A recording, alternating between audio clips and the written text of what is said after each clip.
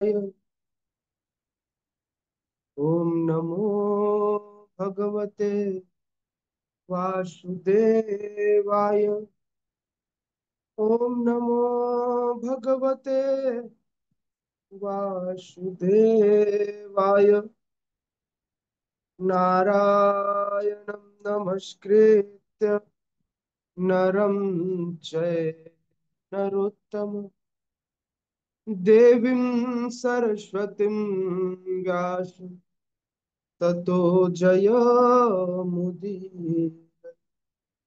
नष्टप्रायेषु अभद्रेषु नित्यं भागवत सेवया भगवती उत्तम श्लोके भक्तिर्भवती नैष्ठिकी। कृष्णाय वासुदेवाय देवकी नंदनाय च नंदगोपकुमाराय गोविन्दाय। ॐ अज्ञानतिमिरन्धस्य ज्ञानञ्जनशलाकया चक्षुरुन्मिलितं येन तस्मै श्रीगुरवे श्रीचैतन्यमनोभीष्टं स्थापितं येन भूतले स्वयं रूप कदा मह्यं ददाति स्वपदान्तिकम्। वन्देऽहं श्रीगुरो श्रीयुतापदकमलं श्रीगुरुन् वैष्णवांश्च श्रीरूपं साग्रजातं सहगण रघुनाथान्वितं तं सजीवम् साद्वैतं सावधूतं परिजनसहितं कृष्ण चैतन्य देवं श्रीराधा कृष्ण पादान् सहगण ललिता श्री विशाखान्वितांश्च नमो विष्णुपादाय कृष्णपृष्ठाय भूतले श्रीमते भक्तिवेदांत स्वामी निति नामिने। नमस्ते सारस्वती देवे गौरवाणी प्रचारिणे निर्विशेष शून्यवादी पाश्चात्य देश तारिणे। हे कृष्ण करुणा सिंधु दीनबंधु जगतपते गोपेश गोपिका कांत राधा कांत नमोस्तुते। तप्त कांचन गौरांगे राधे वृंदावनेश्वरी वृषभानुसुते देवी प्रणमामि हरिप्रिय। वाञ्छाकल्पतरुभ्यश्च कृपा सिन्धुभ्येव च पतितानां पावनेभ्यो वैष्णवेभ्यो नमो नमः। जय श्री कृष्ण चैतन्य प्रभु नित्यानंद श्री अद्वैत गदाधर शिवासादि गौर भक्त वृंद। हरे कृष्णा कृष्णा कृष्णा हरे हरे हरे राम राम राम हरे हरे। मूकं करोति वाचालं पंगुं लंघ्यते गिरिं यत्कृपातमहं वन्दे श्रीगुरुदीनतारिणं परमानन्दमाधवं श्रीचैतन्य ईश्वरम्।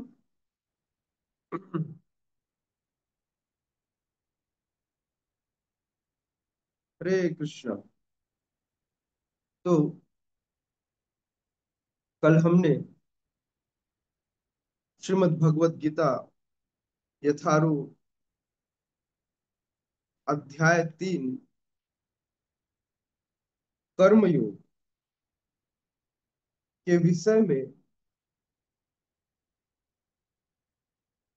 कर्मयोग के श्लोक नंबर 1 और 2 जो इस अध्याय के विषय को निर्धारित करती है, हमने कल उसका अध्ययन किया।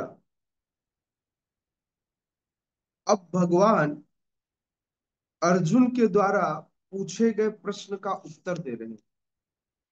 पूरा अध्याय भगवान अर्जुन के इस एक प्रश्न का उत्तर देंगे कि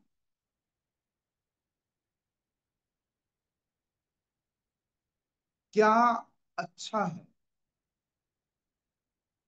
त्याग अथवा कार्य। अच्छा क्या है, त्याग अथवा कार्य? इस प्रश्न का उत्तर देंगे। साथ ही साथ दूसरे श्लोक में एक और क्वेश्चन डाल दिया कि आप मेरे गुरु हैं, तो अब मेरा हित बताइए किसमें, किसमें मेरा हित होगा। तो उस हित को भगवान बताएंगे।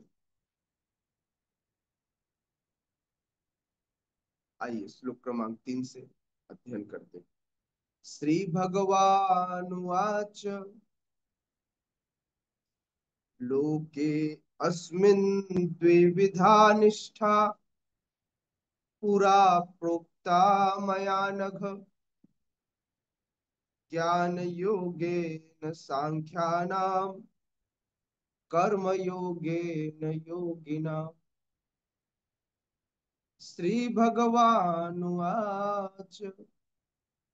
लोकेऽस्मिन् द्विविधा निष्ठा पुरा प्रोक्ता मया नघ ज्ञान योगेन सांख्यानां कर्म योगेन योगिना।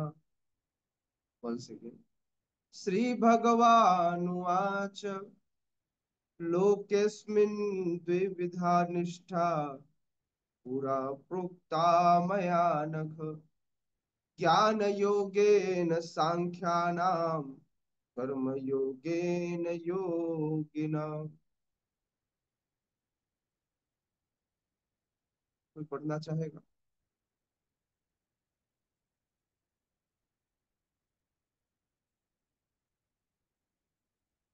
इस पढ़ी।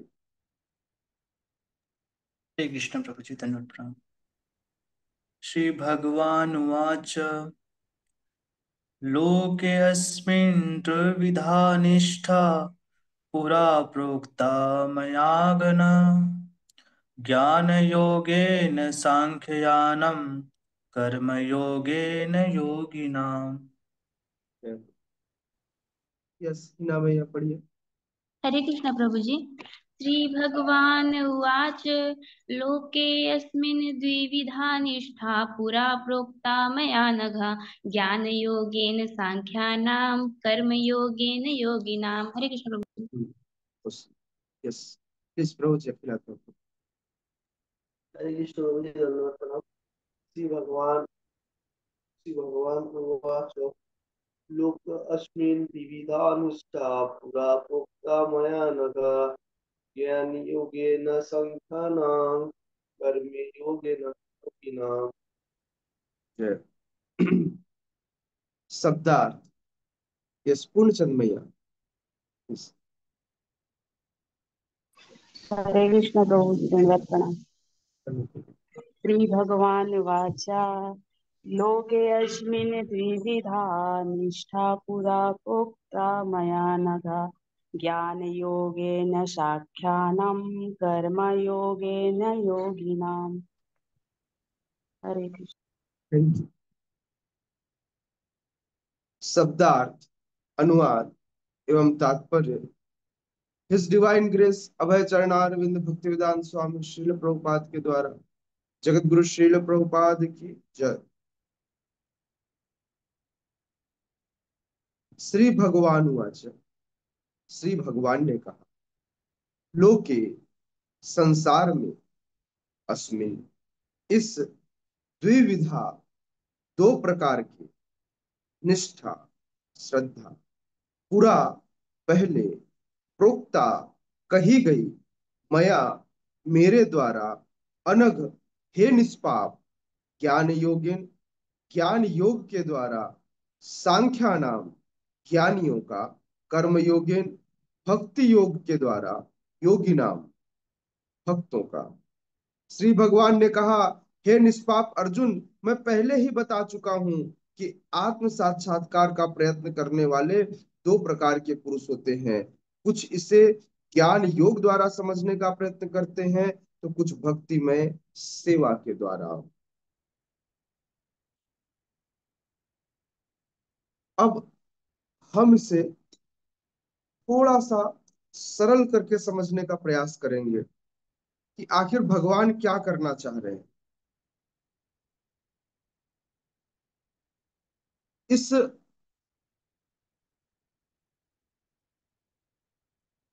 पहले समझिए, हम जो अभी श्लोक क्रमांक 3 से लेकर 9 तक जो अध्ययन करेंगे, ये 3 से लेकर 9 तक का श्लोक निष्काम कर्म योग को सिखाएगा कि अर्जुन के लिए ज्ञान योग से बेहतर निष्काम कर्म योग है। ठीक है, ज्ञान योग से बेहतर क्या है? निष्काम कर्म योग।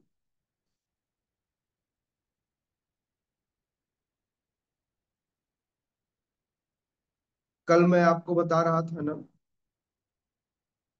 कि मुक्ति या बंधन किसी कर्म के द्वारा नहीं होता, बल्कि उस कार्य की चेतना के द्वारा होता है।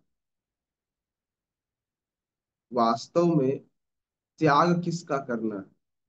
त्याग कार्य का नहीं, उस चेतना का करना है। समझ में आ रहा है? जैसे ये मेरा है, मेरा वाली चेतना का त्याग करना है, यह कृष्ण का है, यह चेतना लानी है। कार्य नहीं छोड़ना है, क्योंकि एक कार्य पहले कर्म था और अब भक्ति बन गया, कृष्ण भावनामृत कर्म बन गया। पहले सकाम कर्म था और वही कर्म कृष्ण भावनामृत कर्म बन जाता है। कब? केवल चेतना बदल जाने से। और कार्य करने की चेतना बदल दी जाए तो क्या हो जाएगा? सेम कर्म, पहले सकाम कर्म और बाद में कृष्ण भावनामृत कर्म हो जाएगा, सिर्फ चेतना बदलने मात्र से। इसलिए श्लोक क्रमांक 3 में दो प्रकार के पुरुष बताए गए। अच्छा, ये जो डिवीजन भगवान ने किया है दो प्रकार के पुरुषों का, पहला कह रहे हैं कुछ इसे ज्ञान योग द्वारा समझने का प्रयास करते हैं और कुछ भक्ति योग के द्वारा। अच्छा, ज्ञान योग और भक्ति योग का जो डिवीजन है, ये श्रद्धा और निष्ठा के आधार पर है। श्रद्धा या निष्ठा, जिसको श्रद्धा कहते हैं, इस श्रद्धा को आप दूसरा नाम निष्ठा भी दे सकते हो। तो श्रद्धा या निष्ठा के आधार पर दो प्रकार के पुरुषों का यहाँ पर, पुरुष मतलब अपने आप को मत मान लेना, पुरुष मतलब व्यक्ति की बात कर रहे हैं। व्यक्ति की दो कर, पता चला कि बोले ये माताओं के लिए नहीं, ये पुरुषों की बात की जा रही है। नहीं भैया, यहाँ व्यक्ति की बात की जा रही है, शब्द पुरुष यूज किया गया। इसीलिए मैं हमेशा बताता हूँ कि व्यक्ति जो अपने आप को पुरुष मानते हो भूल जाए कि आप पुरुष है ना। ये व्यक्ति विशेष मात्र की बात की जा रही है। तो कह रहे हैं दो प्रकार के पुरुष होते हैं। किसके आधार पर? श्रद्धा के आधार पर विभाजित किया जाएगा। पहला, ऐसा व्यक्ति जो ज्ञान योग के अभ्यासक्त हैं। ऐसा व्यक्ति जो ज्ञान योग से अभ्यास कर रहे हैं। ज्ञान योग के अभ्यासक क्या कहलाते हैं? ज्ञान योगी कहलाते हैं। और दूसरा, जो कर्म योग, जो कि कर्म योग के अभ्यासक हैं। कर्म योग के अभ्यासक को बुद्धि योग का अभ्यासक भी कहा जाता है, और ज्ञान योग के अभ्यासक को सांख्य योग के अभ्यासक भी कहा जाता है। ज्ञान योग और सांख्य योग एक है, कर्म योग और बुद्धि योग एक है। ठीक है।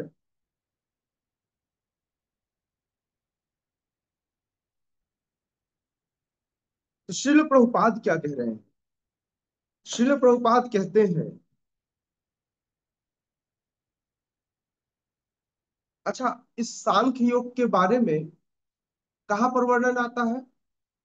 श्रील प्रभुपाद बता रहे हैं, श्रीमद् भगवत गीता 2 अध्याय के 39वें श्लोक में भगवान ने दो प्रकार की पद्धति का वर्णन किया है। समझ रहे हैं? सोचिए, अब रिलेटेड कहां से है? योग का वर्णन यहाँ का किया और योगी का वर्णन यहाँ किया।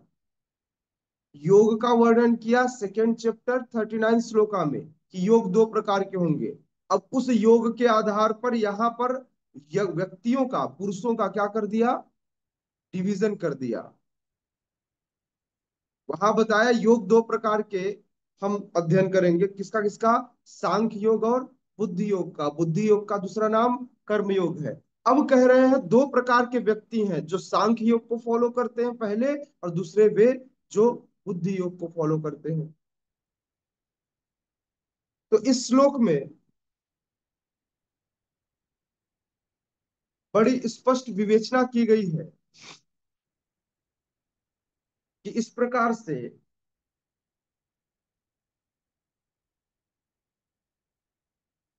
सांख्य योग उन लोगों के लिए है जो केवल ऊपरी तौर से विवेचना करना चाहते हैं। तो श्रील प्रभुपाद ने, आप देखेंगे कि सबसे पहले लोगों को ऊपर से क्लीन करने का प्रयास किया, इसलिए बार बार आत्मा के विज्ञान को श्रील प्रभुपाद ने बताया है। क्या बोले, सांख्य योग या आत्मा तथा पदार्थ की प्राकृतिक विश्लेषण का अध्ययन उन लोगों के लिए है, क्योंकि सारे लोग इंटेलेक्चुअल हो गए हैं। तो हर व्यक्ति अपने आप को ही प्रूव करने में लगा है। तो शिला प्रभुपाद इंटेलेक्चुअल लोगों के लिए, हम जैसे पढ़े लिखे गधों के लिए, वे क्या करते हैं, पदार्थ और आत्मा के विश्लेषण का बार बार डिस्क्रिप्शन देते हैं अपने तात्पर्य में। क्योंकि पहले जब तक यह बात समझ में नहीं आएगी, तब तक आप भगवान को क्या समझोगे। तो पहले पदार्थ और आत्मा, शरीर और आत्मा में अंतर तो समझ लो। तो इसलिए जो व्यवहारिक ज्ञान तथा दर्शन द्वारा वस्तुओं का चिंतन और मनन करना चाहते हैं, उनके लिए है सांख्य योग। और दूसरा योग है जिसको हम कहते हैं बुद्धि योग या कर्म योग। ये किसके लिए है, ये कर्म योग है कृष्ण भावना भावित होने की इच्छा रखने वाले व्यक्तियों के लिए। जो व्यक्ति कृष्ण भावना भावित होना चाहते हैं, जो कृष्ण भावना भावित कार्य करते हैं, जिसका उल्लेख जिसका उल्लेख हमने किया था, किसमें, मैंने किया था सेकेंड चैप्टर के 61वें श्लोक में। तो शिला प्रभुपाद बता रहे हैं कृष्ण भावना भावित व्यक्ति का जो उल्लेख 61वें श्लोक में हुआ। क्या कहते हैं 61वें श्लोक में, 61वें श्लोक में भगवान कहते हैं कि जो अपनी इंद्रियों को पूर्णतया वश में रखते हुए तानि सर्वाणि संयम्य युक्त आसित मत पर मतलब मेरे ऊपर, मुझ में, है ना, मुझ में अपने इंद्रियों का संयमन करके कहाँ लगाता है, मुझ में स्थिर करता है। ऐसे व्यक्ति को क्या कहते हैं, कृष्ण भावना भावित व्यक्ति कहते हैं। समझ में आ रहा है, नहीं समझ में आ रहा, जो अपने आंखों से भगवान को देखे, कानों से भगवान की कथा सुने, जिह्वा से भगवान का प्रसाद खाए, मुख से भगवान का नाम बोले, भगवान के विषय में चर्चा करे, अपने हाथों से भगवान के लिए प्रसाद बनाए, भगवान के लिए हाथ ऊपर खड़ा करे, भगवान के लिए नाचे, भगवान के मंदिर में जाकर पोछा लगाए, भगवान के लिए कर्म करने जाए, पैरों से भगवान के नजदीक आए। इस प्रकार से इस प्रकार से वह व्यक्ति कृष्ण भावना भावित कर्म अर्थात अपनी इंद्रियों का संयमन भी करेगा और इंद्रियों का सदुपयोग भी भगवान की सेवा में करेगा। कोई डाउट है इसमें, समझ में आया मैं क्या बात बोल रहा हूँ, बोले सब ऊपर से निकल गया। तो श्रील प्रभुपाद बता रहे हैं कि कृष्ण भावना भावित कौन होगा, जो अपने समस्त इंद्रियों से कृष्ण विषयक कार्य करेगा। ठीक है, श्रील प्रभुपाद आगे लिखते हैं,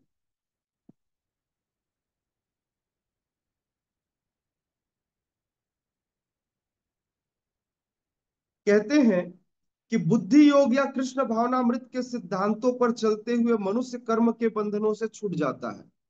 रिएक्शन खत्म, समझ में आया, कोई रिएक्शन नहीं आएगा, हर कर्म का रिएक्शन कृष्ण तक जाएगा, आप तक नहीं। क्योंकि कर्म आप कर रहे हैं लेकिन फल आप नहीं ले रहे हैं। फल किसको समर्पित कर रहे हैं? कृष्ण को। तो फल का जो भी रिएक्शन आएगा वो कृष्ण देखेंगे। इस प्रकार से जो कर्म बंधन होता है, उस कर्म बंधन से आप मुक्त हो पाएंगे। हम्म।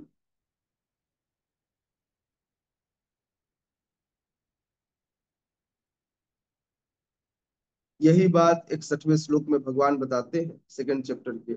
इसलिए इसलिए दोनों प्रकार के योग धर्म तथा दर्शन के रूप में अन्योन्याश्रित है।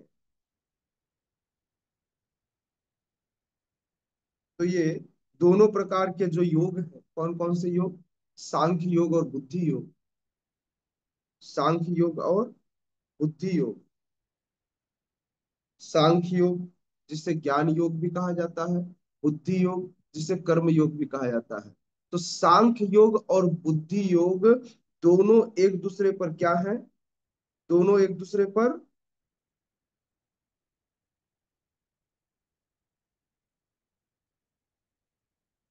दोनों योग एक दूसरे पर अन्योन्यान्य आश्रित हैं। क्या मतलब हुआ इसका?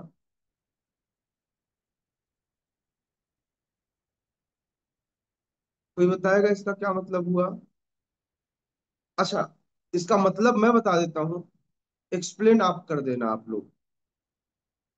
शिला प्रभुपाद कहना चाह रहे हैं कि दोनों एक दूसरे के ऊपर, दोनों एक दूसरे से संबंधित हैं, एक दूसरे से अन्योन्य क्रिया करते हैं, दोनों एक दूसरे से संबंधित हैं। कैसे? कैसे आप बताओ? अंकिता माता जी बताएंगी कैसे दोनों एक दूसरे से संबंधित हैं, कैसे अन्योन्य क्रिया कैसे हुए, कैसे ओवरलैप्ड है आंशिक रूप से, कैसे एक दूसरे से जुड़े हुए हैं।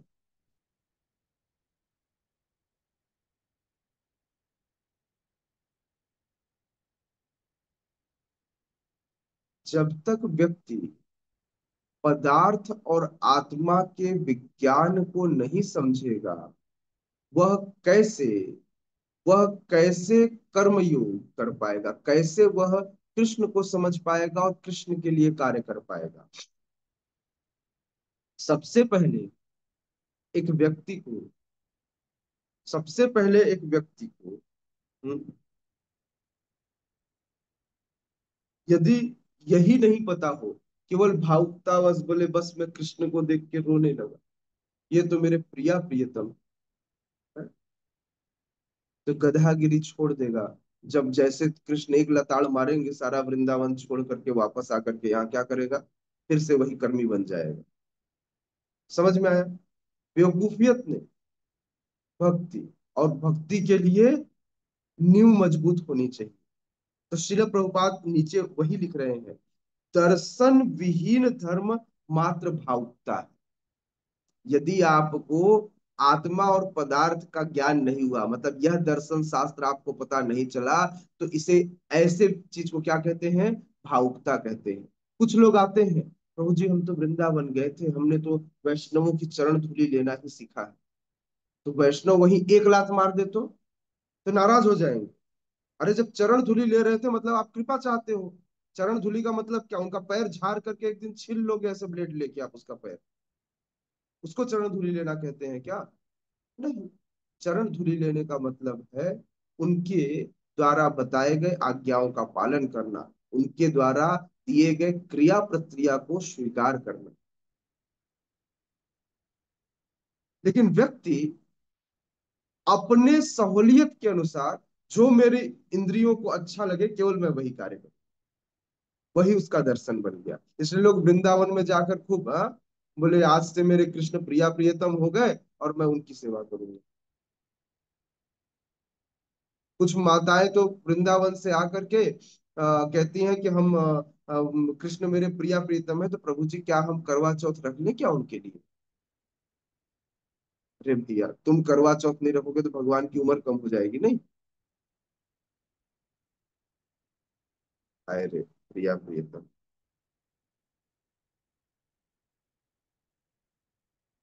मतलब भावुकता की भी सीमा हो। तो इसलिए श्रील प्रभुपाद लिख रहे हैं कि दर्शन विहीन धर्म मात्र भावुकता है, या कभी कभी धर्मांधता और धर्म विहीन दर्शन मानसिक उहापोह है। समझ में आया? कई बार कुछ दर्शन धर्म विहीन होते हैं।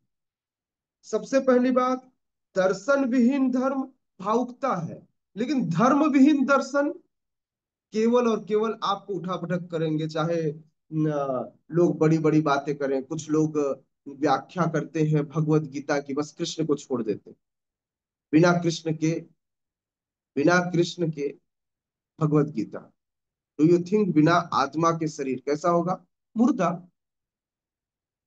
बिल्कुल वैसा ही है। तो दर्शन के बिना धर्म अधूरा, और धर्म के बिना दर्शन अधूरा। इसीलिए शिला प्रभुपाद कह रहे हैं दोनों एक दूसरे पर अन्योनाश्रित है। समझ में आया? एक दूसरे पर आश्रित है। कौन? सांख्य योग अर्थात ज्ञान योग, और बुद्धि योग अर्थात कर्म योग। तो सांख्य योग और कर्म योग दोनों एक दूसरे पर आश्रित हैं, दोनों एक दूसरे के पूरक हैं। ज्ञान योग के बिना कर्म योग नहीं, और कर्म योग के बिना ज्ञान योग नहीं। हमारे ऊपर तो एकदम फिट बैठता है। अगर हमको नॉलेज ना हो तो हमको कोई कहीं भी ले जाकर पटक दे। हाँ, कर्म योग के नाम पर, भक्ति योग के नाम पर ले जाकर ऊपर ओढ़नी डाल करके गोपी बनाकर वृंदावन में बैठा दे। नहीं, बोले यही तुम्हारा कर्म योग है, आज से यही शुरू करो। तो सबसे पहले विश्लेषण कर लेना चाहिए।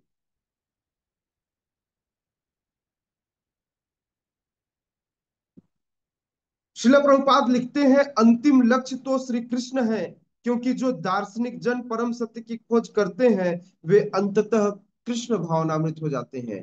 तो ज्ञान योगी जो अपने ज्ञान से चीजों को खोजना चाहते हैं, उनके जीवन में भी अंततः मिलेगा क्या? अंततः वह सबके सब क्या होंगे? खोजते खोजते निकलेंगे तो अंततः मिलेगा कौन? लास्ट में एक ही व्यक्ति मिलेंगे जो आदि पुरुष है, कृष्ण मिलेंगे। तो उनके जीवन का भी, ज्ञान योग का भी परम लक्ष्य क्या है? कृष्ण को जानना, कृष्ण को पाना ही है। इसलिए दार्शनिकों का भी, दार्शनिक जितने दर्शन शास्त्र लोग पढ़ते हैं, उनका भी अंतिम लक्ष्य कृष्ण ही है।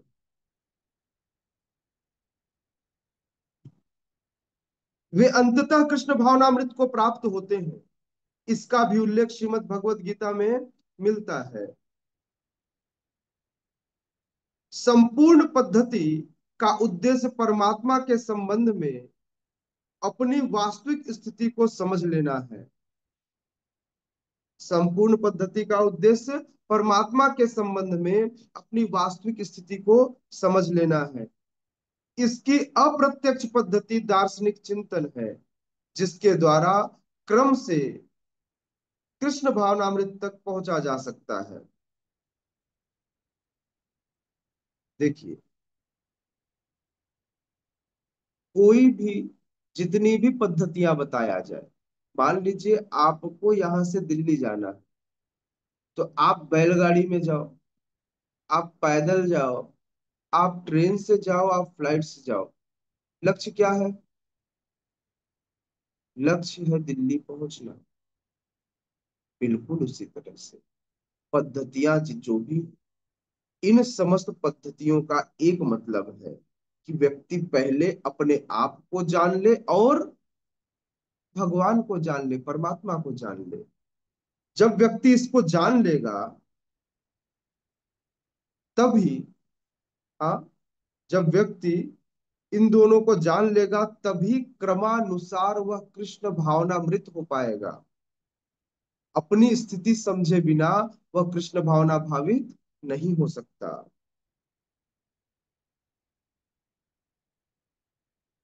प्रत्यक्ष पद्धति में कृष्ण भावनामृत में प्रत्येक वस्तु से अपना संबंध होता है। तो एक विधि है जिसमें कान ऐसे घुमाकर पकड़ा जाए, ऐसे पीछे से। दूसरी पद्धति है कि सीधा सीधा कान ऐसे पकड़ दिया जाए। दोनों में कान ही पकड़ना है। लेकिन बोले पहले मैं आत्मा, परमात्मा, समस्त विज्ञान को समझूंगा, पहले खूब चिंतन करूंगा, पहले पूरा ज्ञान दुनिया का ले लूंगा, तब कृष्ण की भक्ति करूंगा। हाँ, हम क्या कर रहे हैं? हम नॉलेज भी ले रहे हैं, लेकिन साथ ही साथ भक्ति कर रहे हैं। तो हमें अलग से घूम फिर के कान पकड़ने की आवश्यकता नहीं है। तो प्रत्यक्ष पद्धति में जो भक्ति योग है हमारा, इस भक्ति योग में हम क्या करते हैं, अपना संबंध अपना संबंध प्रत्येक वस्तु से जोड़ लेते हैं। हमको पता है यह मोबाइल किसके लिए है, भगवान की सेवा के लिए। ऐसा थोड़ी कि मैंने पहले बोला नहीं नहीं, पहले मैं मोबाइल खोल के देखूंगा अंदर कौन सा बैटरी लगा है, इसके अंदर कैसा मैकेनिज्म है, पहले मैकेनिज्म समझूंगा तब मोबाइल का उपयोग भगवान के सेवा में करूंगा। नहीं, हमने क्या किया, हमने इसका उपयोग भगवान से जोड़ करके किया। तो इस प्रकार से यदि कोई कृष्ण भावनामृत मार्ग में चलता है तो यह मार्ग श्रेष्ठ, क्योंकि इसमें दार्शनिक पद्धति द्वारा इंद्रियों को शुद्ध नहीं करना पड़ता। इसमें सेवा करते करते अपने आप शुद्ध हो जाता है। प्रसाद खाते खाते जिह्वा शुद्ध, कथा सुनते सुनते कान शुद्ध, भगवान का दर्शन करते करते आंख शुद्ध। नहीं तो फिर वो लोग कहते हैं ना, प्रभु जी मैं तो अभी बहुत सिगरेट पीता हूँ, मैं सिगरेट छोड़ दूं फिर मैं माला शुरू करूंगा। अरे माला करोगे तो सिगरेट छूटेगा, माला करोगे तो नॉनवेज छूटेगा, माला करोगे तब जाकर के जब भगवान का नाम जिह्वा में आएगा, तब जाकर के आपके अंदर की बुराइयां खत्म। और आपको लगता है कि पहले मैं बुराइयां छोड़ूंगा फिर भक्ति करूंगा, तब तो हो गया, मुझे लगता है 84 लाख योनि भी कम पड़ेगी। नहीं।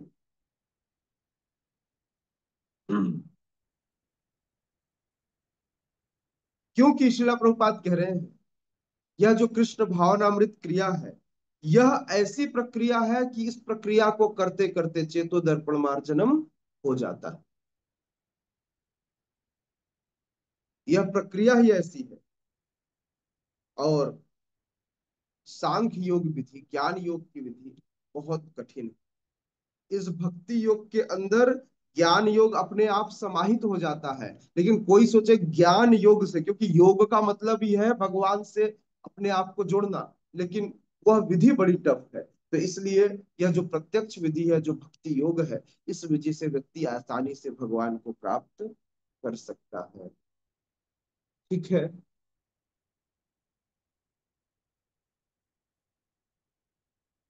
नेक्स्ट श्लोक में बढ़े आगे। श्लोक नंबर 4। क्या कह रहे हैं भगवान? भगवान कह रहे हैं न कर्मणामनारंभा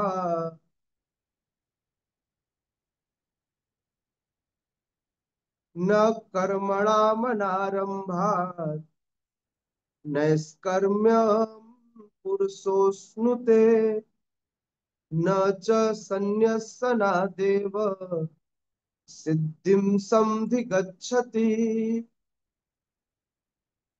न कर्मणामनारंभात् नैष्कर्म्यं पुरुषोऽश्नुते न च सन्न्यसनादेव सिद्धिं समधिगच्छति। One second. न कर्मणामनारंभात् नैष्कर्म्यं पुरुषोऽश्नुते न च सन्न्यसनादेव सिद्धिं समधिगच्छति। कोई पढ़ना चाहेगा? इच्छा है? ओके, प्लीज पढ़िए। हे कृष्ण प्रभु जी। न कर्मणाम न कर्मणाम अनारंभात् नैष्कर्म्यं पुरुषाश्नुते न च सन्न्यसनातेव सिद्धिं समधिगच्छति। तो भगवान कह रहे हैं कि न तो कर्म से विमुख होकर कोई कर्म फल से छुटकारा पा सकता है, और न केवल सन्यास से सिद्धि प्राप्त की जा सकती है। दोनों बात भगवान ने खारिज कर दी। बोले बोले भगवान कि न तो कर्म श्रेष्ठ है और न ही त्याग। भगवान कोम्बो देंगे कर्म और त्याग का। समझ में आ रहा है? कर्म और त्याग का कोम्बो भक्ति है, नहीं अखिलात्मा प्रभु? कर्म और त्याग का कोम्बो पैक है ये।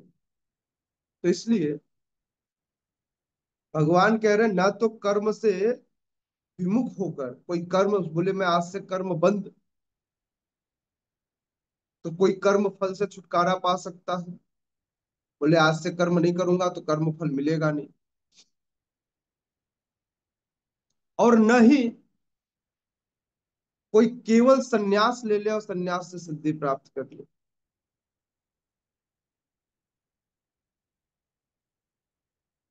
तो इसलिए श्रील प्रभुपाद कह रहे हैं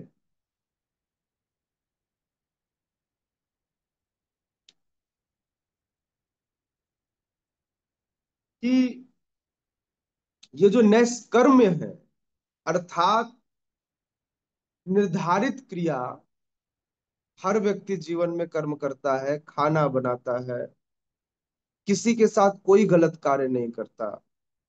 बोले प्रभु जी मैंने आज तक कभी किसी के साथ गलत नहीं किया। ओके, लेकिन आपने कर्म योग नहीं किया, केवल कर्म किया कर्मियों की तरह। हो सकता है किसी के साथ गलत न किया हो। तो यदि कोई व्यक्ति बोले अच्छा ठीक है आपने किसी के साथ गलत कर्म नहीं किया, प्रभु जी मैंने कर्म ही नहीं किया, तो भी गड़बड़ है। बिना लोहे को आग में तपाए बिना वह शुद्ध नहीं होता, अतः कर्म भी करना आवश्यक है। हाँ, कर्म कैसा यह जानना बहुत जरूरी है। जो प्रतिक्रिया है, प्रतिक्रिया कर्म से विमुख व्यक्ति को भी आएगी, यही लॉ ऑफ कर्म है। तो इसलिए जब प्रतिक्रिया आएगी ही तो क्यों ना हम अच्छे कर्म करें, जिसे कृष्ण भावनामृत कर्म कहा है।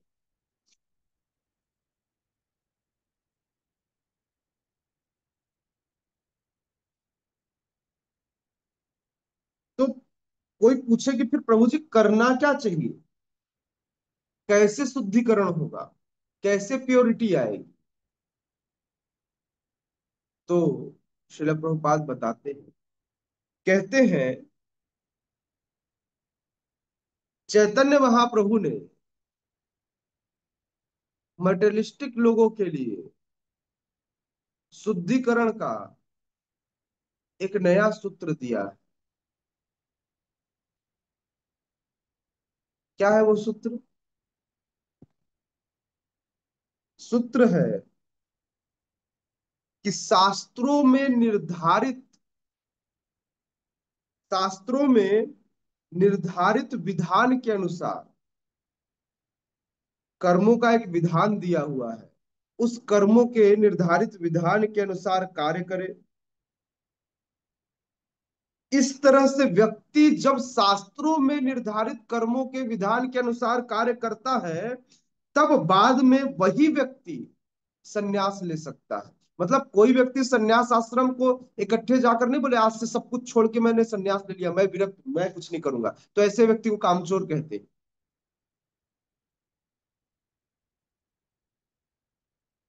संन्यास अर्थात जिसने सारा कार्य किया हो शास्त्रों के आदेशानुसार। इसीलिए इसीलिए चैतन्य महाप्रभु कहते हैं चेतो दर्पण मार्जनम भव महादावाग्नि निर्वापणम श्रेय भैरव चंद्रिका वितरणम विद्यावधु जीवनम आनंदाम्बुधिवर्धनम प्रतिपदम पूर्णामृत स्वादनम सर्वात्म स्नपनम परम विजयते श्री कृष्ण संकीर्तन। तो व्यक्ति जब इस नाम कीर्तन के साथ अपने कार्य को करता है, अर्थात शास्त्रों के विधान के अनुसार कार्य करता है, जिस प्रकार से आज पूरा इस्कॉन मूवमेंट, हर व्यक्ति यहाँ काम कर रहा है, हर व्यक्ति कर्म कर रहा है। कोई किसी को ऐसे आपने देखा कि एक व्यक्ति बैठ करके इस्कॉन में एक कोने में बैठ जाता है और 24 घंटा माला लेकर हरे कृष्णा कृष्णा कृष्णा हरे हरे, हरे राम राम राम हरे, यही करता रहता होगा? महाराज जी करते होंगे? नहीं, नहीं। इस्कॉन में हर व्यक्ति क्या करता है? कर्म करता है। कैसा कर्म? कृष्ण भावना भावित कर्म। समझ में आ रहा है? तो इसलिए इसलिए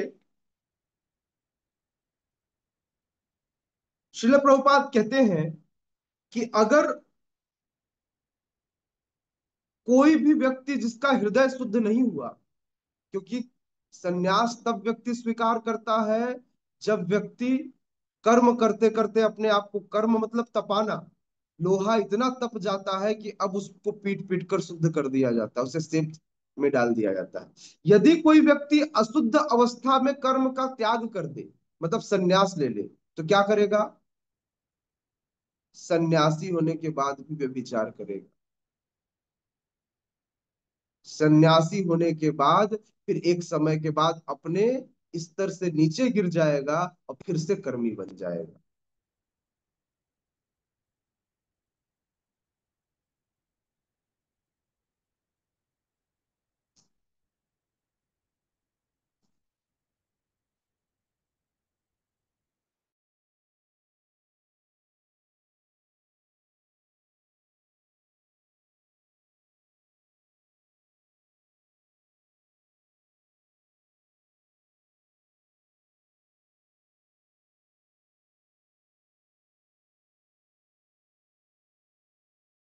सॉरी। तो मैं आपको बता रहा था,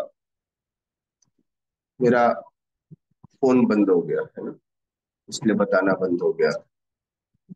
ठीक है। तो मैं आपको बता रहा था कि यदि कोई व्यक्ति यदि कोई व्यक्ति ऐसे ही, हाँ, केवल सीधे सन्यास ग्रहण कर ले और सीधे सन्यास ग्रहण कर ले, किंतु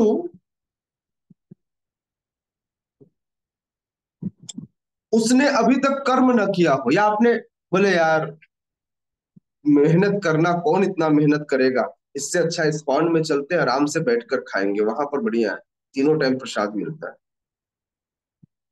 बाहर नौकरी कौन करे, हाँ, बोले बहुत मेहनत कौन करे, वैसे ही दुनिया में बहुत मतलब मेहनत करना पड़ता है, बोले आराम से भगवान मंदिर में बैठा के खिला रहे हैं।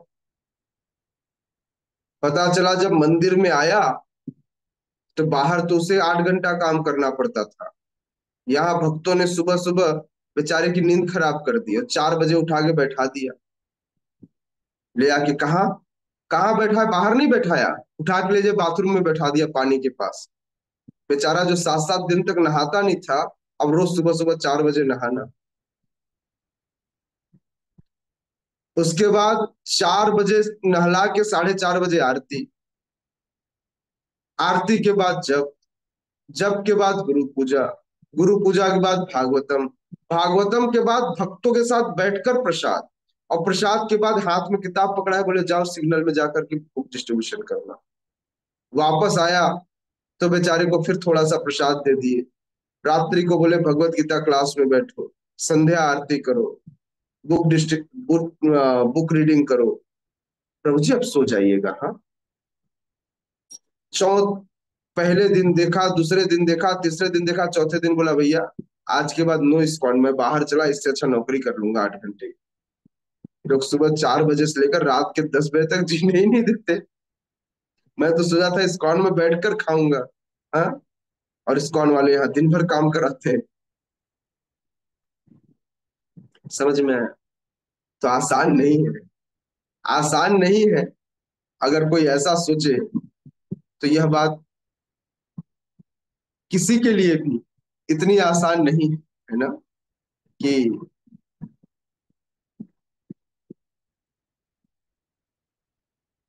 बिना अपने आप को तपाए बिना दर्शन शास्त्र को जाने कोई व्यक्ति संन्यास ले लेंगे, अर्थात भौतिक कर्म को छोड़।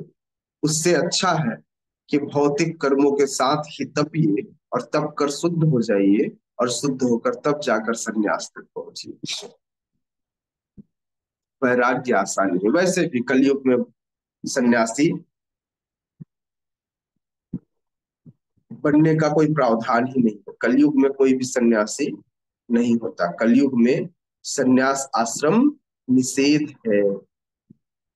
कलयुग में सन्यास आश्रम नहीं होता।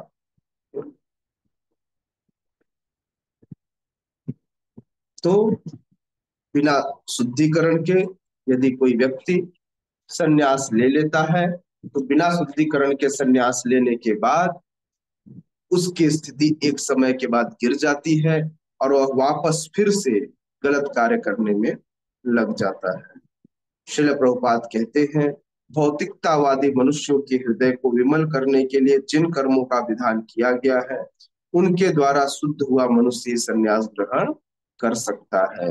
यदि कोई व्यक्ति उस विधि के बिना मतलब पहले अपने आप को उसने तपाया नहीं, पहले उसने शास्त्रों के विधि विधानों का पालन नहीं किया और ऐसे ही संन्यास ले लिया, तो वह सन्यासी की स्थिति से गिर जाएगा। इसलिए पहले क्या करना चाहिए, पहले उसे शास्त्रोचित, शास्त्रों में जिन विधि विधानों के साथ कर्म करने का आदेश है उसके अनुसार कार्य करना चाहिए, तब सन्यास के लिए, तब विरक्ति के लिए सोचना चाहिए। शुद्धि के बिना अनायास संन्यास ग्रहण करने से सफलता नहीं मिल पाती। ज्ञान योगियों के अनुसार संन्यास ग्रहण करने अथवा सकाम कर्म से विरत होने से ही मनुष्य नारायण के समान हो जाता है। किंतु भगवान कृष्ण इस मत का अनुमोदन नहीं करते। लोग ऐसा कह सकते हैं कि देखो, भगवान को भी कुछ नहीं चाहिए और सन्यासियों को भी कुछ नहीं चाहिए। तो ज्ञान योगी एक मत के अनुसार, हाँ,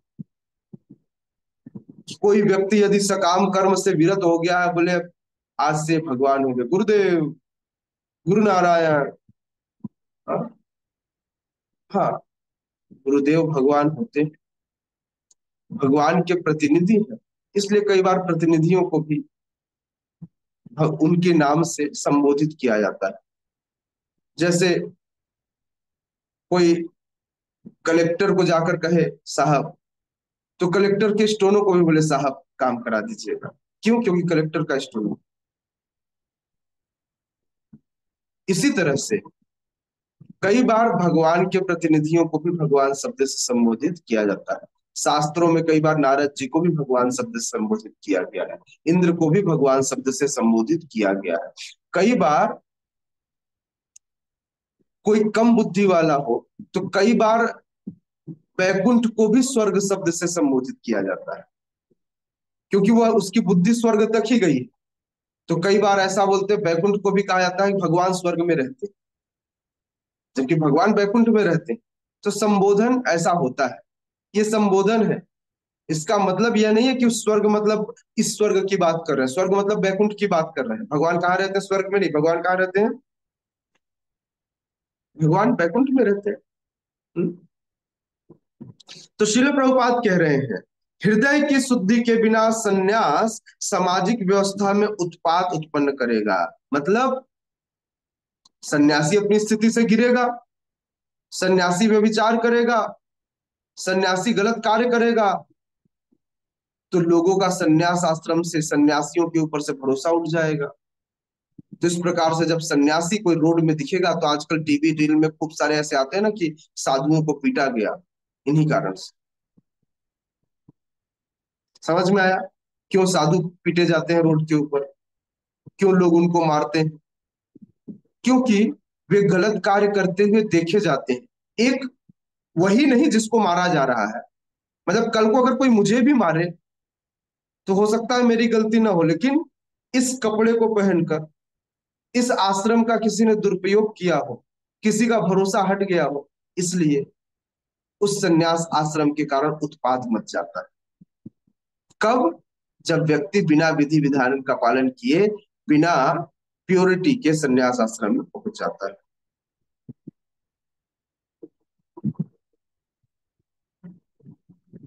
दूसरी ओर यदि कोई नियत कर्मों को न करके भगवान की दिव्य सेवा करता है, हाँ,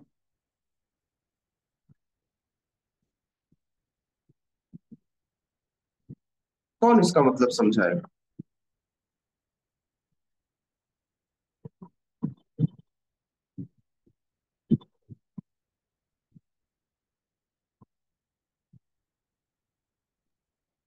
हाँ, क्योंकि जो स्वधर्म है हमारा, जो हमको डिस्क्राइब दिया गया वो ना करके हम भगवान की सेवा करें। जैसे जैसे कि स्वधर्म। जैसे मुझे जॉब करना है, घर संभालना है, मम्मी पापा जो रिस्पॉन्सिबिलिटी है वो ना करके अगर मैं पूर्णतः भगवान की सेवा कर रहा हूँ।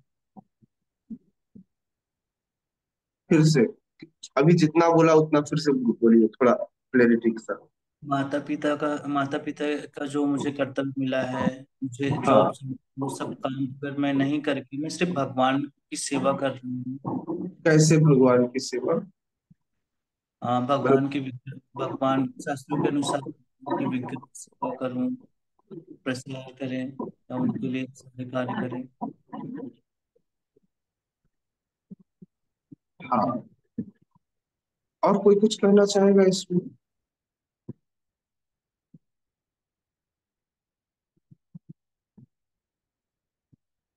देखिए, प्रभु जी ने ठीक कहा कि यदि मैं अपने नियत कर्मों को नहीं करता, जो मेरी रिस्पॉन्सिबिलिटी मटेरियल फॉर्म में, और मैं भगवान की दिव्य सेवा में लग जाता हूँ। कैसी दिव्य सेवा में? तो दिव्य सेवा ये आपके जो नियत कर्म है उससे बड़े कर्मों में लग जाता हूँ। काम चोरी नहीं, घर पे बैठकर भजन करने की बात नहीं कर रहे हैं। दिव्य सेवा का मतलब है भगवान की पूर्ण सेवा में। ऐसा लगे कि मैं अब घर में बैठकर भजन करूंगा, वह ठीक नहीं। आपको अब कर्म करना होगा। हाँ, मटेरियलिस्टिक कर्म की जगह पर, वो नियत कर्म अपने परिवार के पालन की जगह पर संसार के पालन के लिए आगे बढ़ना होगा। एक माता पिता की जगह करोड़ों माता पिता की सेवा करनी, इसकी बात की जा रही। दिव्य सेवा, यह भगवान की दिव्य सेवा है। क्योंकि जब आप पहले एक माता पिता का उद्धार करते, अब आप पठन पाठन यजन याजन करोगे, तो करोड़ों लोगों को प्रचार करोगे, तो क्या होगा? करोड़ों माता पिता का जीवन तर जाएगा। इस तरह से आप अपने कार्य को दिव्य बना सकते हैं। तो इसलिए भगवान ऐसे व्यक्ति को स्वीकार कर लेते।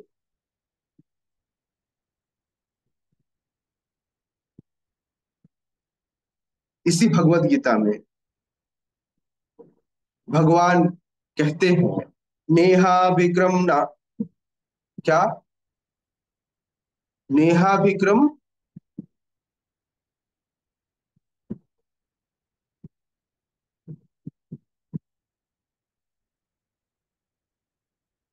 क्या है श्लोक?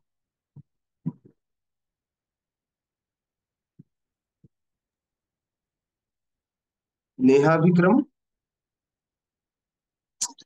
देखिए बुद्धि कितनी।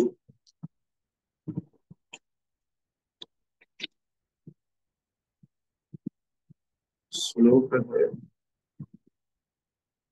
नेहा विक्रम नासो अस्ति 2:40। अरे आप लोग को याद करने को बोला था।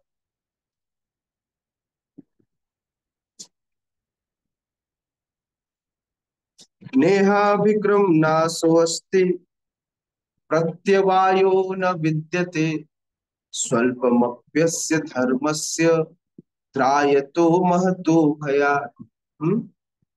नेहा विक्रम नासोऽस्ति प्रत्यवायो न विद्यते स्वल्पमप्यस्य धर्मस्य त्रायतो महतो भयात्। यदि स्वल्पमप्यस्य, कोई इस भक्तिमय जीवन में स्वल्प अल्प नहीं, स्व अल्प, मतलब अत्यंत थोड़ा भी प्रगति कर लेता है तो उसके जीवन में त्राय तो महतो भयात, बड़े से बड़े भय से उसकी रक्षा हो जाती है।